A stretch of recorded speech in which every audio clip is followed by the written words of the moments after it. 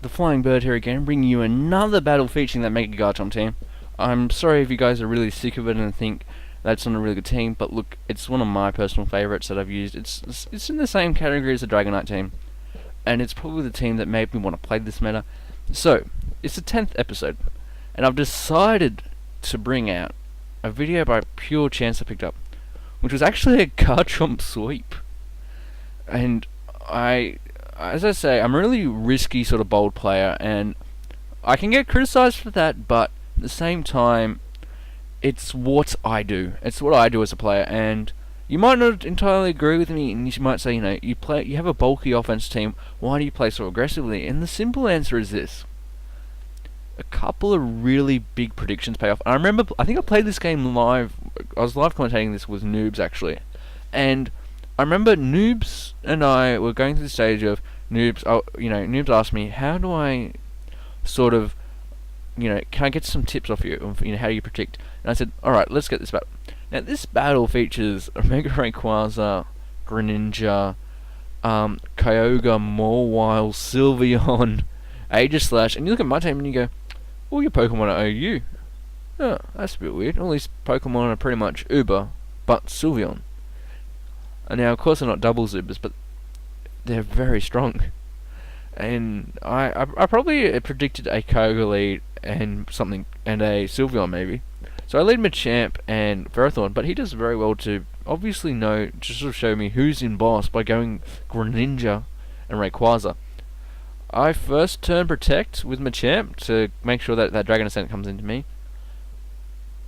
He goes to the Ice Beam on a Greninja. Onto Ferrothorn, sorry. Dragon Ascents to Machamp. I go for the Gyro Ball on a Rayquaza. I should have probably went for the Gyro Ball onto a Greninja now looking back on it. But Ferrothorn is taken out by Greninja. Dragon Ascent onto the Machamp. A big KO. The Bullet Punch only did 40%. So now it's up to Garchomp and Clefable. Now this shows you the synergy these two have. I think they're two lost sisters actually, because they're both girls. So, Swords Dance first turn. I decided next turn, I avoid that Dragon Claw because of my Fairy type. Dragon Ascent. Oh, it's a bit unlucky, but Garchomp goes for the Rock Slide here. You always have to believe in your Pokemon, and this just shows you how much belief can take. Aegislash Sylveon, praying that this Sylveon is not Scarf. Earthquake, one hit KOs the Sylveon, and here comes the Aegislash Shadow Sneak. Garchomp once again. I think that this Mega Garchomp has really proved to itself, proved its name as. I think Mega Garchomp is probably the most neglected Mega because of how good its base form is. And it's a real shame because Mega Garchomp has potential, but it's utilizing that potential. And you saw in this game how I didn't even have to bring Tita to get that extra sand boost. And as I say, guys, bold predictions, you've got to make them at times. When you're playing down, you have to make bold predictions. I know that one of the YouTubers I watch is PokeMD, and he always says that when you're playing down, you have to. What do I mean by playing down is when you have less Pokemon than the other opponent, you have to make some risks.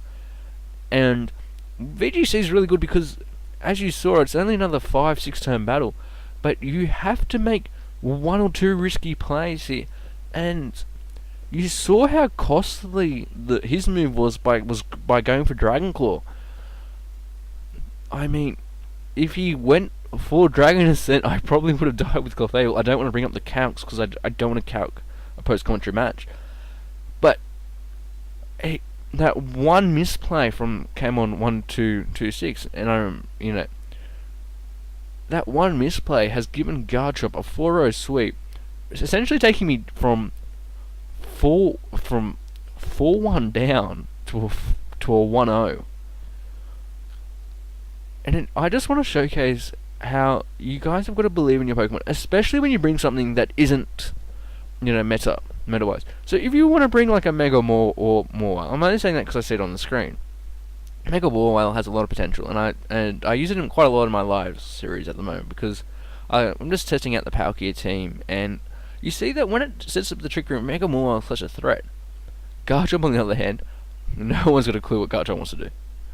It's 4 times weak to ice. It, has a funky looking tail. Dragon Claw, Earthquake, Rock Slide. Now, the interesting thing to note is I'm pretty sure on this Garchomp, later on, hopefully in the battles we'll see, it actually gets Iron Head.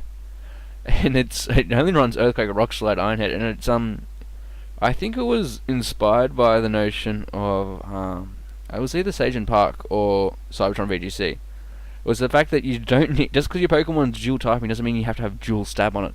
So guys, as I said, 10 likes on this video. This is the 10th video, and you know, it's a 4-0 sweep, and I was really proud of this match.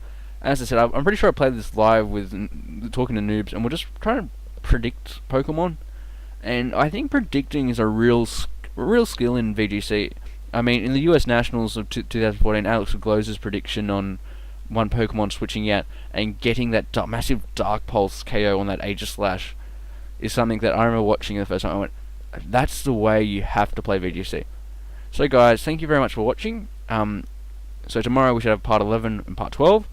We'll try to have a midweek live. It depends on how much I get recorded. So thank you guys very much.